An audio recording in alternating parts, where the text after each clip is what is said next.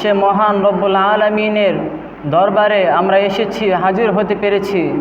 আমাদের মতো আরও অসংখ্য ভাইয়েরা রয়েছে এলাকার মধ্যে, কিন্তু ওই সমস্ত ভাইদের মধ্যে থেকে আমরা আগে আসতে পেরেছি।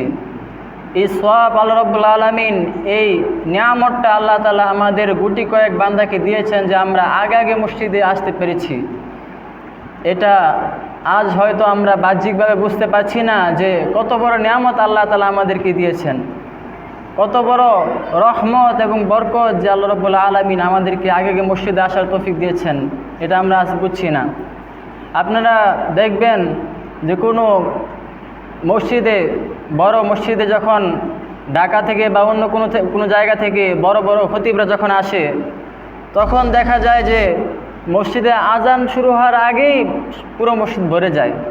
কারণ কি, বড় হুজুর আসবে ঢাকা থেকে, বড় মুফাসসিরে কোরআন আসবে, এই জন্য সবাই কী করে, দূর দূরান্ত থেকে মানুষ আসে, আজানের আগেই সারা মসজিদ ভরপুর হয়ে যায়।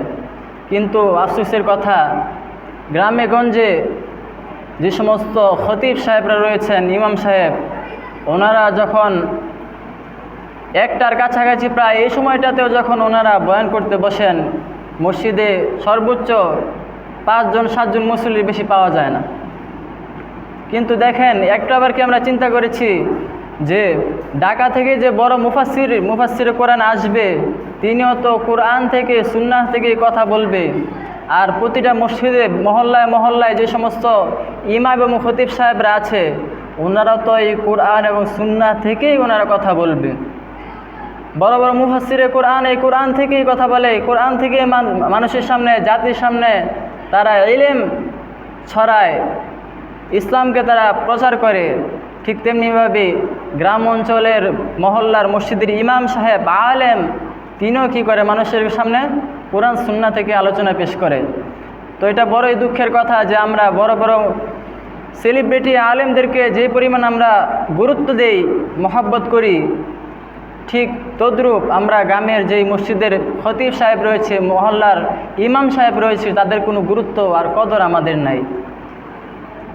সব সময় যে ইমাম সাহেব, যে খতিব সাহেব আমাদের মসজিদের দায়িত্বে থাকে, আমাদের মসজিদ কিভাবে আরও উন্নত হতে পারে, আরও কিভাবে আমাদের মসজিদ সমৃদ্ধ হয়, আমাদের মসজিদ দিন দিন কীভাবে উন্নত হয়, এই সমস্ত বিষয় নিয়ে তারা সব সময় পড়ে থাকে। মসজিদের সাফাই কাছ থেকে নিয়ে সব বিষয় তারা দেখভাল করে, কিন্তু আমরা সেই ইমাম সাহেব, সেই খতিব সাহেবদেরকে গুরুত্ব দিচ্ছি না। অনেক ধনী ব্যক্তিরা আছে, যে বড় বড় যে সেলিব্রিটি খতিবরা রয়েছে, বক্তারা রয়েছে, আলোচক, তাদের কাছে লক্ষ লক্ষ টাকার হাদিয়া পাঠায়।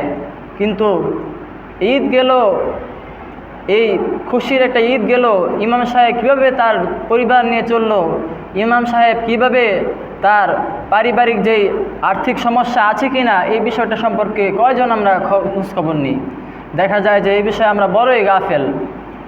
এই গাফলতি, আমাদের এই গাফলতি থেকে উঠে আসা দরকার, যে আমরা প্রতিটা মসজিদে ইনশাআল্লাহ বয়ান শুরু হওয়ার আগ থেকে আমরা এসে হাজির হব। কেননা আমরা যেহেতু আওয়াম মানুষ, আমরা হয়তো অনেকে মাদ্রাসায় পড়ালেখা করতে পারি নাই, কোরআন সুন্নাহর ইলম আমরা শিখতে পারি নাই। অনেক ভাইয়েরা আমরা স্কুল কলেজে পড়েছি, আমরা ভার্সিটি পর্যন্ত পড়াশোনা করেছি, যার কারণে আমাদের মাদ্রাসায় মক্তবে এসে কোরআন শিখা, ইসলামের বেসিক জ্ঞানগুলো অর্জন করা আমাদের পক্ষে অনেকে সম্ভব হয় নাই। অনেক মুরব্বী রয়েছেন যারা কি কাজকর্ম, ছোটোবেলা থেকে কাজকর্মে লিপ্ত হয়ে গিয়েছেন, যার কারণে ছোটোবেলা থেকেই কি করা হয় নাই, দ্বীনি ইলম শিখা হয় নাই। তো এই ক্ষেত্রে আমরা যদি প্রতি সপ্তাহে একটা দিন, জুম্মার দিন যদি আমরা মসজিদে আগে আগে এসে যদি ইমাম সাহেবের, খতিব সাহেবের এই কথাগুলো যদি আমরা শুনি, তাহলে ইনশাআল্লাহ আমাদের ঈমান এবং আমল পরিশুদ্ধ হবে। দেখেন, বর্তমানে চারিদিকে শুধু ফিতনা আর ফিতনা, সমাজ থেকে নিয়ে রাষ্ট্র পর্যন্ত, পরিবার, সব জায়গায় শুধু হানাহানি, মারামারি, বিশৃঙ্খলা, ঝগড়া বিবাদে ভরপুর হয়ে গিয়েছে।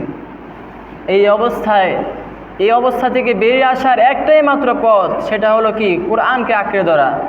কোরআনকে আঁকড়ে ধরা, যারা কোরআনের ইলম মানুষের কাছে প্রচার করে, তাদের সাথে থাকা। আল্লাহ তাআলা বলেছেন, ইয়া আইয়ুহাল্লাযীনা আমানুত্তাকুল্লাহ ওয়া কুনু মা'আস সাদিকিন। আল্লাহ তাআলা বলেন মুমিনদেরকে, যারা ঈমান এনেছে তাদেরকে সম্বোধন করে আল্লাহ তাআলা বলছেন যে হে মুমিনরা, যারা ঈমান আনয়ন করেছো, তোমরা আমি আল্লাহ রব্বুল আলামিনকে ভয় করো। ওয়া কুনু মা'আস সাদিকিন, এবং সত্যবাদী সিদ্দিকদের সাথে তোমরা থাকো, যারা মানুষের মাঝে সত্যকে প্রচার করে, যারা তোমাকে সত্যের পথ দেখায়, সত্যের পথে তোমাদেরকে পরিচালিত করে, তাদের সাথে কি থাকো, তাদের সংস্পর্শে থাকো, তাদের সহবতে থাকো। আহলে ইলমদের সহবতে তোমরা বেশি বেশি যাও, তাদের সহবতে থাকো।